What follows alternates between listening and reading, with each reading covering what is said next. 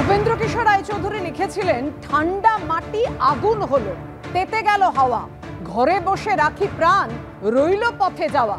কার্যত তেমনই জোগাড় হয়েছে, বাইরে বেরোনো যাচ্ছে না, এতটাই তীব্র তাপপ্রবাহ।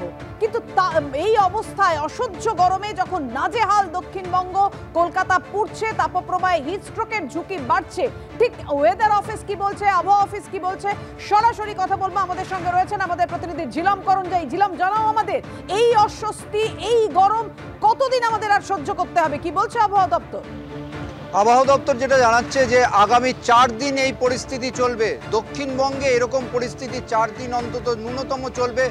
আজ কাল পশ্চিমের 6টা জেলাতে চরম তীব্র তাপপ্রবাহের সতর্কতা। এছাড়া কলকাতা এবং দক্ষিণবঙ্গের অন্যান্য জেলাতেও তীব্র তাপপ্রবাহের সতর্কতা দেওয়া হয়েছে। তাপমাত্রা কিছুটা কমতে শুরু করবে পরশু দিন থেকে, অর্থাৎ কাল পরশু তার পরের দিন থেকে কমতে শুরু করবে। এবং এই যে তাপমাত্রা কমার যে প্রবাহ, সেটা আস্তে আস্তে বৃষ্টি যখন হবে 5 তারিখ নাগাদ, 6 তারিখ নাগাদ, তখন আরও কমবে। তবে উত্তরবঙ্গে যে পরিস্থিতি, আজকে থেকেই তাপমাত্রা কিছুটা করে কমা শুরু করেছে বলে তারা ইঙ্গিত দিয়েছেন। এবং তাদের বক্তব্য, উত্তরবঙ্গের যে একদম ওপরের 5টা জেলাতে, সেখানে ইতিমধ্যে উত্তরে হাওয়া শুরু করেছে ঢোকা, এবং সেই হাওয়া ঢোকার জন্যে সেখান থেকে তাপমাত্রা কিছুটা কমছে। তবে দক্ষিণবঙ্গে এই যে প্রচণ্ড তাপপ্রবাহ, সেটা কিন্তু চলবে। বৃষ্টির কোনো সম্ভাবনা এই মুহূর্তে নেই। আগামী 5 তারিখে সামান্য বৃষ্টি হতে পারে, তবে তারপরে 6-7 তারিখ নাগাদ বৃষ্টির পরিমাণ বাড়তে পারে, এবং সেটাও বিক্ষিপ্তভাবে হবে প্রথম দিকে। পরবর্তীকালে 7 তারিখের পর থেকে 7 তারিখ নাগাদ, এপ্রিলের মাঝামাঝি থেকে যে তীব্র তাপপ্রবাহ আমাদের সইতে হচ্ছে, সেই তাপপ্রবাহ আরো চলবে 4-5 দিন। কোনো স্বস্তির খবর এই মুহূর্তে নেই। বুঝতেই পারছেন কতটা অসহ্য, কতটা প্রাণান্তকর অবস্থা। কমব্যাট করার অনেকগুলো উপায়ের মধ্যে ফার্স্ট রাস্তা হচ্ছে যে ডাইরেক্ট এক্সপোজার টু সানলাইটটা অ্যাভয়েড করবেন। বয়স্ক এবং শিশুদের ক্ষেত্রে সেটা আরও বেশি সত্যি।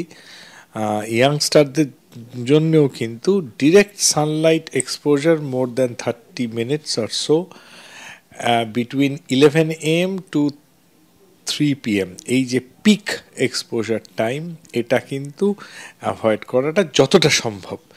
এবং যদি কোনো কারণে আপনাকে সানলাইটে আসতেও হয়, ডাইরেক্ট সান এক্সপোজারে, চেষ্টা করবেন যত তাড়াতাড়ি আবার ছাওয়াতে ব্যাক করে আসা যায়। সবাইকে বলছি যে ছাতা, হ্যাট, টুপি, সানস্ক্রিন, আর কিছু না পারলে এক টুকরো কাপড় দিয়ে মাথা মুখটা যতটা সম্ভব শরীরকে ঢেকে রাখুন।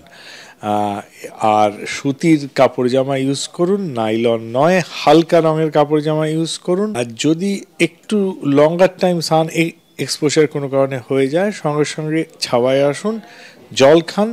কাটা ফলেতে কিন্তু ওটার একটা ভয় থাকে, বরঞ্চ বেটার হচ্ছে যে ফল কিনে জলে ধুয়ে আস্ত খান আর জল পান করুন। আর খুব বেশি মশলাদার, খুব বেশি ভাজা অ্যাভয়েড করুন, তাতেই মানে you should be all right.